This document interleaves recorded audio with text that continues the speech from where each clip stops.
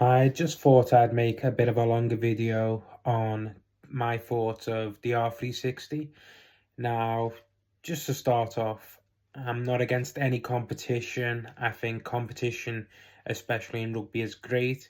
It pushes unions to perform better, it pushes domestic leagues to perform better, and it really grows the space of rugby. So, initially, when I heard R360 were about, I thought, you know what?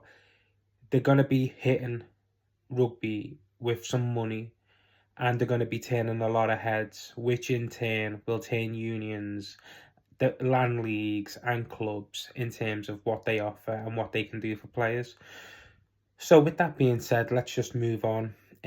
So a few of the facts: R360 was supposed to take place in 2026. It's now being moved back to 2028. Now, they were going to structure the league roughly in a Grand Prix format, with events taking place in London, Tokyo, Miami, and a few others. Now, that's from what I've read. Also, there were going to be 8 men's teams and 4 women's teams. So there was going to be a lot of opportunity across the board for men and women's rugby, which, yet again, a really good green check mark right there. I think it's fantastic to bring the game of rugby to many people across the world, as well as a lot of opportunity. But here comes my problems with this. Now, one of the reasons they weren't able to launch in 2026 were they weren't able to meet some criteria, I believe, with World Rugby. So things like medical assurances, player welfare, those weren't met. So when you've got top players or well-profiled players playing regularly in different venues across the world, they need to be made sure that they're going to be safe, as well as a heap of other things as well. So, okay, there's one thing. So, yet again, that can still be met in 2028. There's no reason why it won't go ahead. So, this leads me now to the fight back. Now, I think the fight back was actually the largest reason why it wasn't able to take place. So, when I say fight back, I mean unions and leagues kind of coming together and showing what they will do to players that sign up for this R360 competition. Now, let's start off with the NRL. The NRL proposed that they would hand out 10-year bans for players who commit to the R360, as well as having their contracts terminated immediately. Now, this wasn't a joke either. This wasn't just some kind of false threat. As we learned with Zach Lomax and Ryan Pappenhausen. Now, for those who don't follow Lee quite closely, those two are very well-known figures within the NRL, especially like Ryan Pappenhausen, Melbourne Storm as well, an absolute star. He's only 27 as well. So both of those had significant offers, and they ended up leaving their clubs. But now they're in this limbo where they need to look elsewhere, because if they don't, then they're going to miss out on a couple of years, and a couple of years in an athlete's lifetime is super long. It's way I believe it's way too long to spend outside of any game and then come back and be super effective.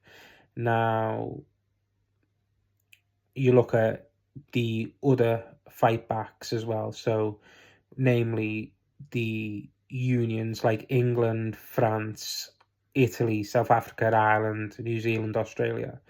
Now, those unions have said any players that commit to the R360 will no longer be able to be picked for the sides, for international sides.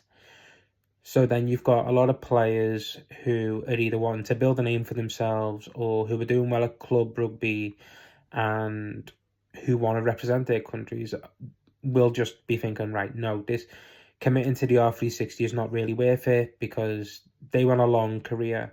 Whereas with the R360, admittedly, there is no guarantee that the competition will last way into the future.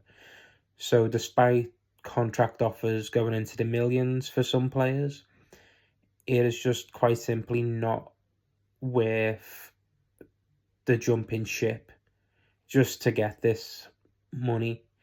And, you know, when you look at some of the players that committed to their club sides who were in question not so long ago, I mean, when I say in question, I mean, there wasn't a lot of interest.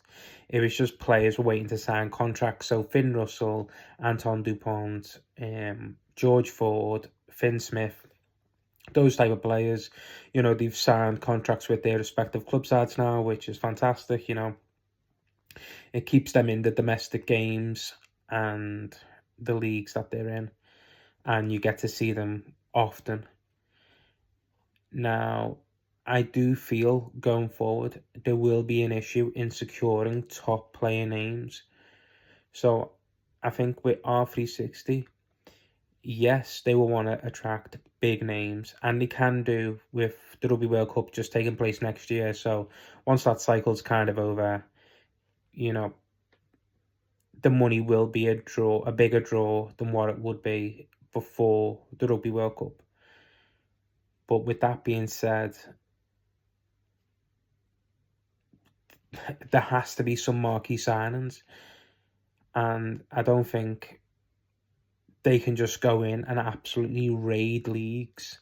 I just don't think it will happen. I don't think players will just go, okay, yeah, we're going to jump now for it, because in their mind, they're going to be like, I want to secure my future. I want more than just maybe 1, 2, or 3 seasons. You know, in rugby, there's a lot more to it than rugby. I mean, sorry, there's a lot more to it than the financials. I mean, you look at Finn Russell, for example, you know, absolutely crushing it at Bath, you know, pretty much won everything in the domestic side. You know, he's really going to be wanting to put on a show for Scotland. He's also got his other little ventures as well, which if he were to sign for R360, he might not be able to fully commit to what he's going on right now. So, and there's a lot of other players that are kind of in a similar boat to that. And so then it makes you think, well, what's going to happen in the future?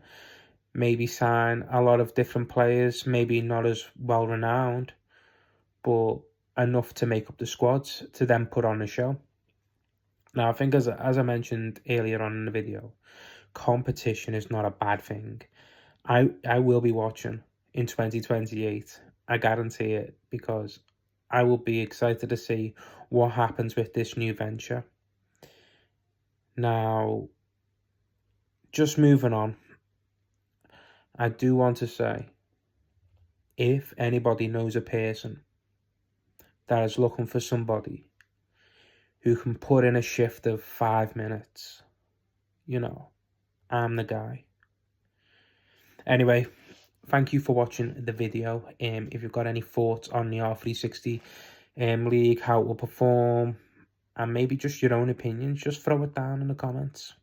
Anyway, until next time, have a good one. See you later.